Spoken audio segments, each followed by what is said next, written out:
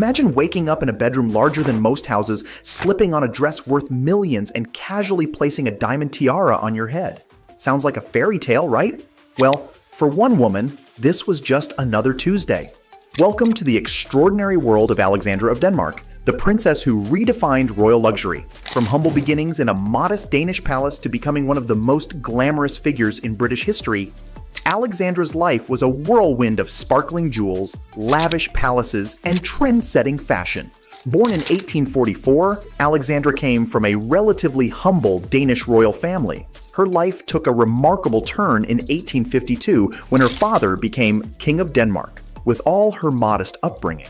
This sudden rise in status attracted the attention of many wealthy suitors, including the Prince of Wales, Albert Edward. As a child, Alexandra lived in the modest yellow palace in Copenhagen with her 5 siblings. Though they were royalty, the family was not wealthy. The children had to sew their own clothes to save money. However, they did enjoy some luxuries, such as having the famous Danish author Hans Christian Andersen visit to read his stories to them.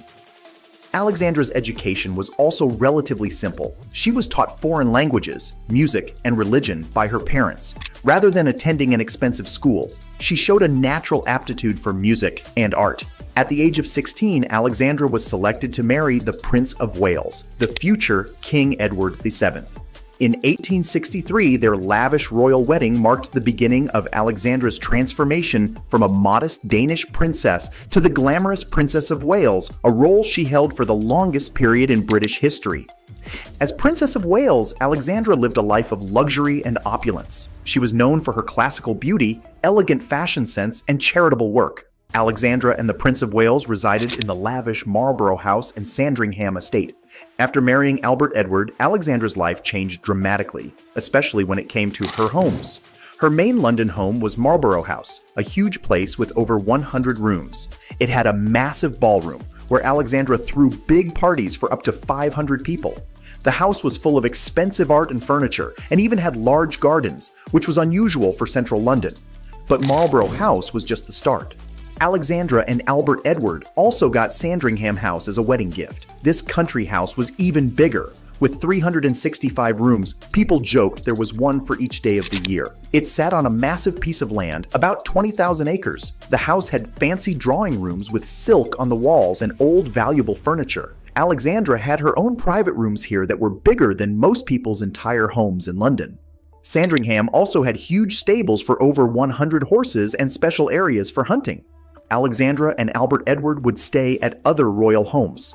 There was Balmoral Castle in Scotland, which looked like something out of a fairy tale with its towers and turrets. It had over 50,000 acres of land with forests and moors, perfect for hunting trips. They also spent time at Windsor Castle, which had more than 1,000 rooms and beautiful gardens. This was where Alexandra got married in St. George's Chapel. In 1901, Queen Victoria died, which meant Alexandra was well and truly back in the spotlight as her husband ascended the throne and she became queen consort. After Albert Edward became king, Alexandra lived in Buckingham Palace too. This place was enormous, with 775 rooms including 78 bathrooms. It even had its own post office and police station. The famous balcony where the royals wave to people is at Buckingham Palace. In all these homes, Alexandra had her own private rooms decorated just how she liked. She had special dressing rooms for all her clothes and separate rooms just for her jewelry. There were always lots of servants around to keep everything running smoothly. These weren't just houses, they were more like small towns with everything Alexandra could ever need or want. It was a far cry from the much simpler home she grew up in back in Denmark. Alexandra quickly became a fashion icon after her marriage. She loved clothes and had an amazing wardrobe. Her dresses were made by the best designers in Paris and London. These weren't ordinary dresses, they were works of art. Some had real jewels sewn into them or were trimmed with gold thread. Alexandra never wore the same outfit twice to big events, which meant she had hundreds of dresses. Her style was always changing and setting trends. When she started wearing high collars and choker necklaces to hide a scar on her neck, women all over Britain rushed to copy her.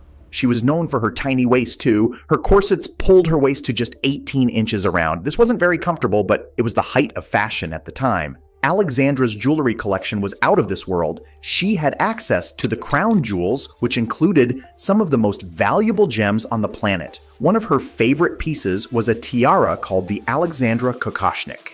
It was made of platinum and diamonds and looked like a sparkling halo when she wore it. She also loved the Dagmar necklace, which had an incredible 2,000 diamonds and 118 pearls on it. But it wasn't just about fancy tiaras and necklaces. Alexandra had jewels for every occasion. She had brooches to pin on her dresses, earrings that dangled with precious stones, and rings for every finger. Some of her jewelry was given to her as gifts from royals and leaders from all over the world. Each piece was worth a fortune. One of her most unique possessions was a Fabergé egg, a gift from the Russian royal family.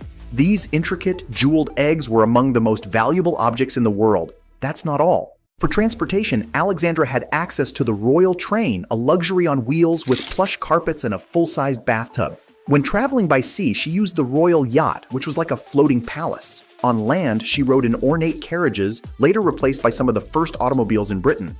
Alexandra also owned hundreds of horses. Some were for riding, others for pulling carriages. Each horse was valuable, but her race horses were especially expensive. Alexandra's love of horses meant the royal stables were filled with some of the finest thoroughbreds in the world. Each horse was worth a small fortune. Even everyday items in Alexandra's life were incredibly costly. Her tea sets were made of the finest porcelain, often painted with gold and eaten from solid gold plates. Her bed linens were made from the finest silks. Her writing desk held pens made of gold and ivory. She had fur coats worth thousands and fans made with ostrich feathers and jeweled handles. All these possessions were not just expensive, they were often unique, made specially for Alexandra. From her crown to her bed sheets, everything in her life was of the highest quality and came with a price tag to match. It's hard to put an exact value on Alexandra's possessions, but they were worth many millions in today's money. After Edward's death in 1910, Alexandra became the Dowager Queen and lived out her final years in relative seclusion at Sandringham, surrounded by her loyal staff. In the last few years of her life, Alexandra's health declined, and she died from a heart attack at Sandringham House in Norfolk, shortly before her 81st birthday on November 20th, 1925. Alexandra was buried beside her husband at the very place they were wed, St. George's Chapel, Windsor Castle. Fascinated by Alexandra's lavish lifestyle, our journey through royal luxury doesn't end here. If you enjoyed this glimpse into the world of a Danish princess turned British queen, you'll love our next video. We're moving into the lavish lifestyle of another royal icon. Want to guess who it is? To continue your adventure through the dazzling world of royal riches.